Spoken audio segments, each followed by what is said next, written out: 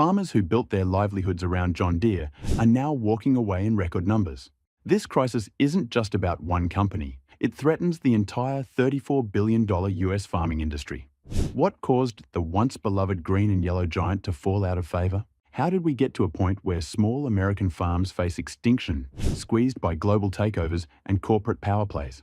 In this video, we're pulling back the curtain on the unraveling of John Deere, its part in the bigger agricultural crisis, and whether American farming can be saved. Take a look at places like Waterloo, Iowa, and Moline, Illinois, once proud factory towns built around John Deere's manufacturing plants. Since 2015, Deere has laid off more than 4,500 workers from its US factories. When those jobs disappeared, entire local economies took a direct hit. Grocery stores lost customers, home values plummeted, and public schools struggled to stay afloat.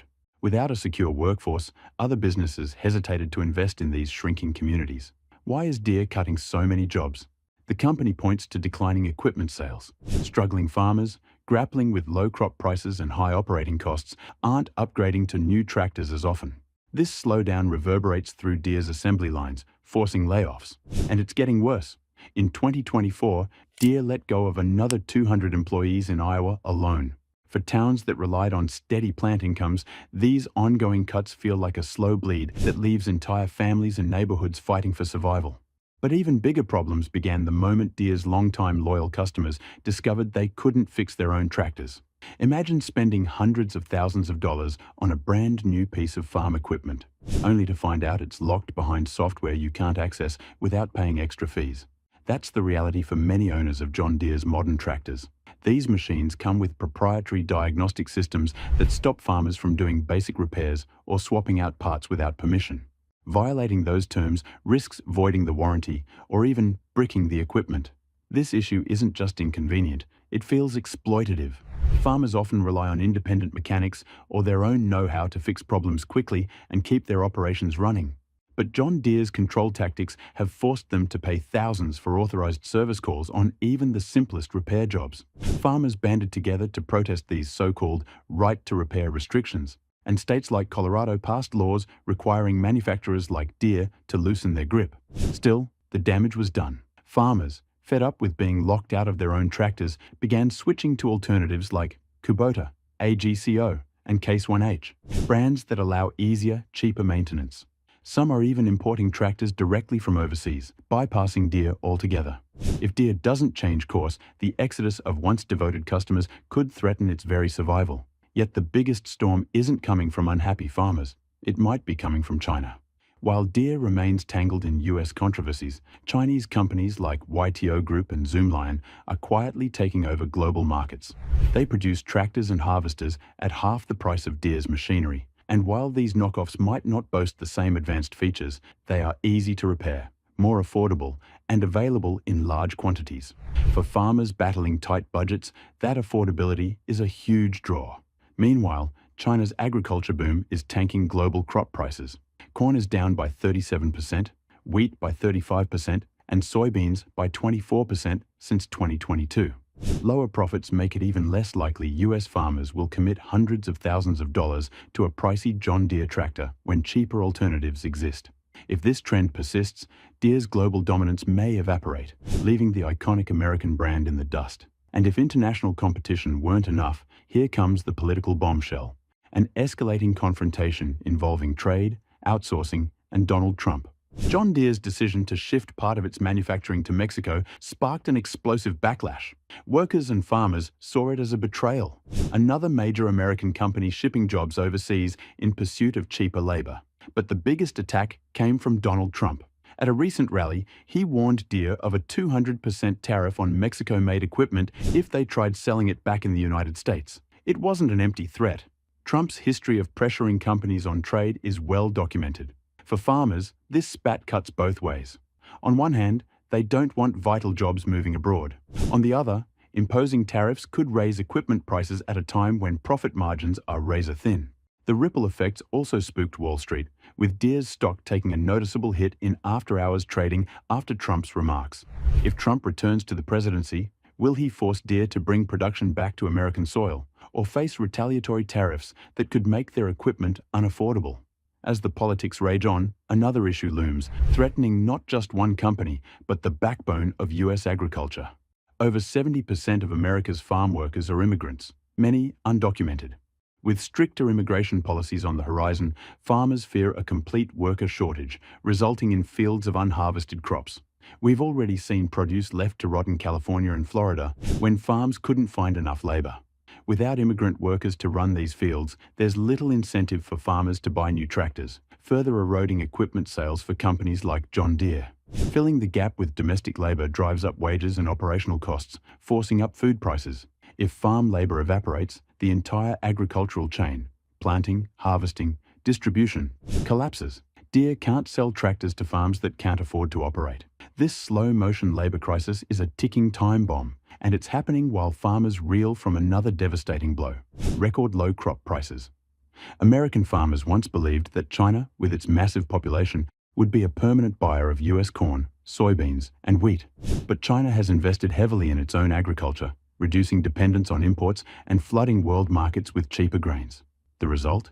US farmers face plummeting prices. Corn down over 30%, wheat down 35%, soybeans down 24%. That means smaller profits and less money to upgrade equipment. The domestic picture isn't pretty either. Input costs for fertilizer, fuel, and seeds keep rising, further shrinking profit margins.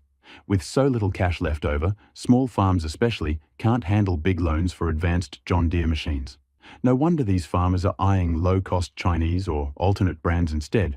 Even if Deere overcame all this, the environment itself is throwing curveballs more vicious than any trade war.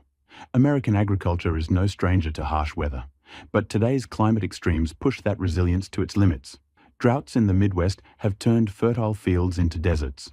Wildfires in California have destroyed orchards and vineyards, and hurricanes in the Gulf region have wiped out entire harvests. These disasters wreak havoc on a farm's bottom line.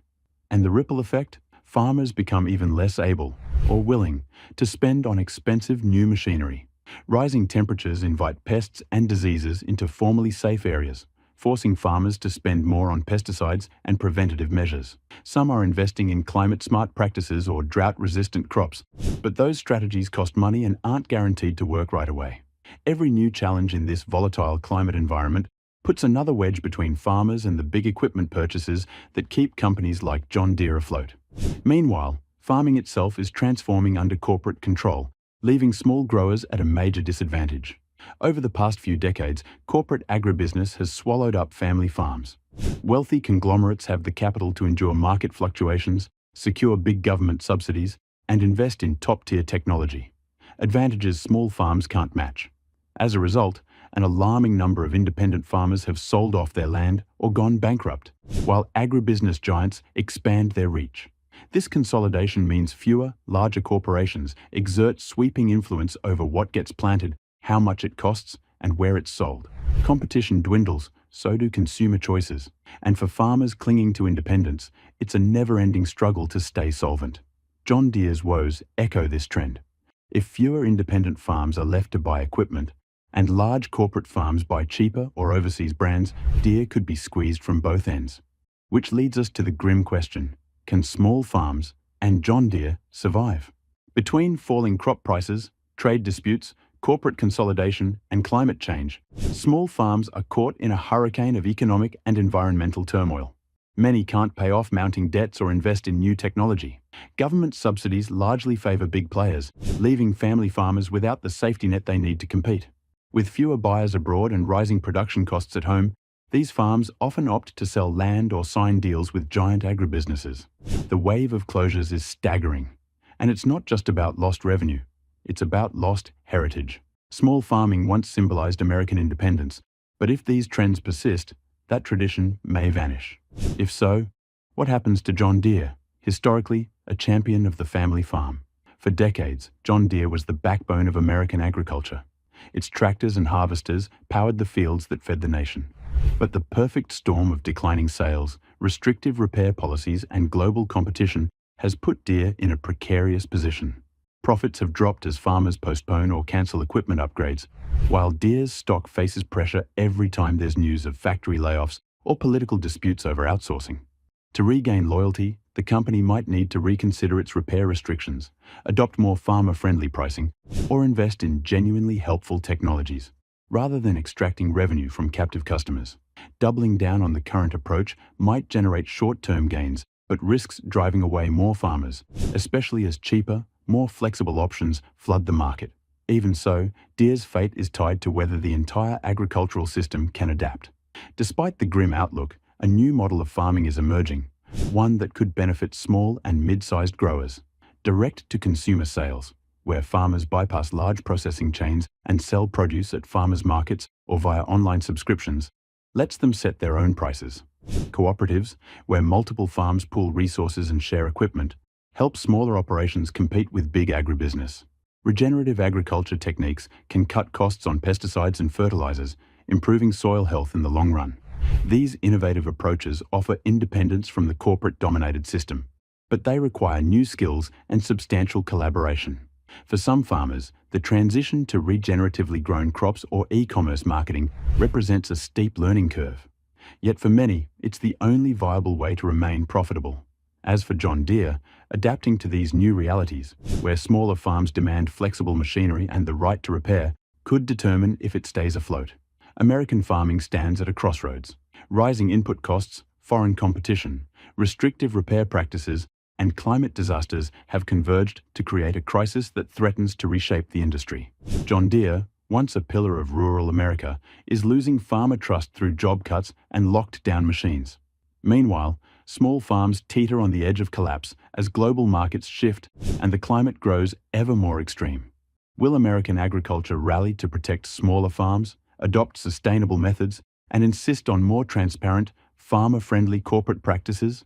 Or will big business, cheap imports, and volatile politics drive an even deeper wedge between independent farmers and the land they love? We want to hear from you. Do you think John Deere can pivot in time to save itself and help farmers? Or is it already too late? Are small farms doomed as corporate agriculture and global markets squeeze them out? Let us know in the comments below. And don't forget to like, subscribe, and share. The decisions we make now will shape the future of American farming for generations to come.